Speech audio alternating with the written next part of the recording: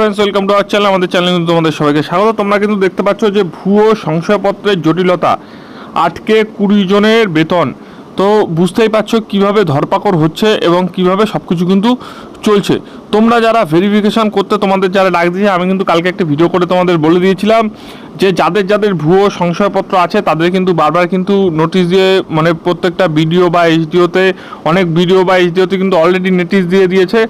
যারা মনে করেছেন যে ভুয়ো সার্টিফিকেট করে রেখেছেন, ঠিক আছে, আবার অনেকের এরকম আছে, ধরুন একটা ওবিসি আছে, ঠিক আছে, আমি বলে দিচ্ছি আপনাকে, ধরুন একটা ওবিসি সার্টিফিকেট আছে, সে আবার কি করেছে, দেখা গেল সে চাকরির একটুখানি ফ্যাসিলিটি নেওয়ার জন্য সে আবার দেখা গেলো ভুয়ো একটা এসসি সার্টিফিকেট বের করেছে। আবার ধরুন কারুর এসসি বা ওবিসি, ধরুন কারুর ওবিসি রয়েছে, ঠিক আছে, কারুর ওবিসি রয়েছে, সে আবার একটা ভুয়ো কী করলো, এসটি সার্টিফিকেট বার করলো। তো এরকম যদি কারুর কখনো হয় তাহলে কিন্তু একটা কিন্তু তাদের ফেরত দিতে বলছে। এগুলো কিন্তু অনেক ভিডিও বা এইচডিওতে তোমরা দেখেছো, এর আগে কিন্তু নোটিশ পড়েছে, যারা যে ফেক মানে যারা বানিয়েছে তাদের কিন্তু জমা দিতে বলছে। তো এই মুহূর্তে যারা জমা দেবে তারা কিন্তু মোটামুটি বেঁচে যাবে, কিন্তু যদি এরপর যদি ধরপাকড় হয় তখন কিন্তু ধরলে পরে আর বাঁচাবে না। তার কারণ কি, সময় দিচ্ছে, সময়টা দিচ্ছে, সময়ের মধ্যে যারা যারা জমা মোটামুটি দিচ্ছে তাদের কিন্তু কোনো চিন্তার কিন্তু কোনো কারণ নেই। কিন্তু যারা কিন্তু এরকম দিচ্ছে না বা যারা এরকম করছে না তাদের কিন্তু একটা সমস্যার সম্মুখীন পরে হতে পারে। তো চলো আমরা কিন্তু একটুখানি এটা প্রতিবেদনটা কিন্তু দেখে নিই যে কী এখানে কিন্তু বলা হয়েছে। আর এটা দেখো, এটা কিন্তু বালুরঘাটের নিউজ। এখানে কিন্তু বলা হচ্ছে বিভাগীয় তদন্তের পর জাল নথি দাখিল করে প্রাক্তন মন্ত্রী বিপ্লব মিত্র ঘনিষ্ঠ তৃণমূল নেত্রীকে বালুরঘাট আইন কলেজের অস্থায়ী সহকারী গ্রন্থাগার পদ থেকে অবিলম্বে সরিয়ে বেতন ফেরত দেওয়ার নির্দেশ দিয়েছেন গৌড়বঙ্গ বিশ্ববিদ্যালয় গভর্নমেন্ট নমিনি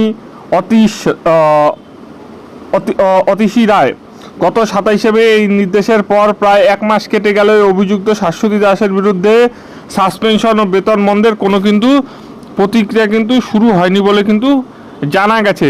তো তোমরা বুঝতে পারছো যে এখানে কিন্তু বারবার বলা হচ্ছে যে অস্থায়ী সহকারী বা যেই হোক না কেন গ্রন্থাগার পদ থেকে একে কিন্তু বিশ্ববিদ্যালয় থেকে কিন্তু একে কিন্তু বহিষ্কার, মানে যেটা আপনারা দেখলেন যে নির্দেশ কিন্তু দেওয়া হয়েছে।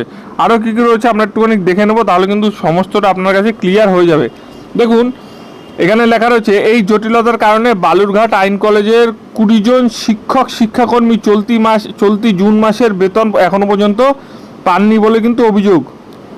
12ই জুন ইতিমধ্যে এই আইন কলেজের গভর্নমেন্ট নমিনির পদ থেকে ইস্তফা দেন শিক্ষিকা অতসী রায়। এই দিন গৌড়বঙ্গ বিশ্ববিদ্যালয় এডুকেশন বিভাগের দায়িত্বপ্রাপ্ত শিক্ষক বাপি মিস্ত্রিকে বালুরঘাট আইন কলেজের প্রশাসক পদে নিয়োগ। আবার আমি দেখছি, আবার পড়ছি, ধরুন এগুলো দেখলে কিন্তু জানতে পারবে যে কি হতে চলেছে এরপরে রাজ্যে। দেখো, বাপি মিস্ত্রিকে বালুরঘাট আইন কলেজের প্রশাসক পদে নিয়োগ করলে বিভাগীয় রেজিস্ট্রার জ্যোৎস্না সাহা। এরপর 1 সপ্তাহ কেটে গেলেও ভুয়ো নথি সংক্রান্ত বিষয়ে অভিযুক্ত গ্রন্থাগারিকের বিরুদ্ধে কোনো পদক্ষেপ গ্রহণ করা হয়নি। জুন মাস শেষ হতে চললেও কারো বেতন কিন্তু হয়নি বলে তৈরি হয়েছে। তো দেখো, যারা ভাবছো যে এখনও ভুয়ো সার্টিফিকেট নিয়ে তোমরা চলবে, বুঝতেই পারছো সব জায়গায় সমস্ত দপ্তরে কিন্তু চেক হচ্ছে। যারা যারা ভুয়ো কার্ড দিয়ে চাকরি করছেন বা এখন করবেন বলে ভাবছেন তাদের কিন্তু আর সামনে কিন্তু আসতে দিন চলেছে, খুব কঠোর দিন, ঠিক আছে, কারণ প্রত্যেকটা দপ্তরে কিন্তু নথিপত্র কিন্তু সমস্তটাই চেক হবে। আরেকটি কথা, তোমরা কিন্তু খুব গুরুত্বপূর্ণ আমাকে কিন্তু জিজ্ঞাসা করছো যে দাদা ডাটা ম্যাচ হচ্ছে, কিন্তু আমি কিন্তু ডিজিটাল সার্টিফিকেট তোমাদের আমি বলে দিয়েছিলাম যে 2022 সালের পর দিয়ে কিন্তু ডিজিটাল সার্টিফিকেট সবাই পেয়েছো, তার আগে কিন্তু ডিজিটাল সার্টিফিকেট কেউ কিন্তু পাওনি। অর্থাৎ 2022-এর পর কিন্তু যারা যারা পেয়েছো মোটামুটি সবাই ডিজিটাল সার্টিফিকেট পেয়েছো।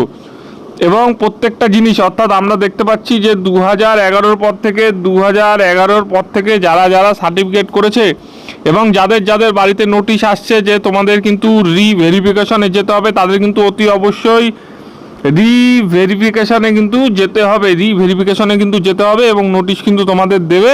তাছাড়া তোমরা কিন্তু পাশের এইচডিও বা ভিডিওতে কিন্তু খবর নিতে পারো যে কবে অবধি কি হচ্ছে না হচ্ছে, ঠিক আছে। তার কারণ হচ্ছে গিয়ে 1 কোটির কিন্তু বেশি কিন্তু caste certificate ST OBC EWS সব কিছু কিন্তু টোটাল মিলিয়ে সেই ক্ষেত্রে কিন্তু 2000 মানে তোমরা সবাই জানো যে দুয়ারে সরকারে কিন্তু প্রচুর এরকম জানা যাচ্ছে এবং সবাই বলছে, অনেকে কিন্তু বলছে যে 2000 দুয়ারে সরকারের ওখান থেকে কিন্তু প্রচুর সার্টিফিকেট এরকম আছে যেগুলো কিন্তু মিলিয়ে দেখা হবে এবং 2011 পর থেকে যারা যারা ফার্স্ট জেনারেশন হও বা সেকেন্ড জেনারেশন হও, যেই জেনারেশনই হও না কেন, চেক করা হবে। কী পদ্ধতিতে চেক করা হবে এর আগে অনেক ভিডিও করেছি এবং সেই ভিডিও হয়তো আর তোমাদের দেখার দরকার নেই, তোমরা বুঝে গেছো।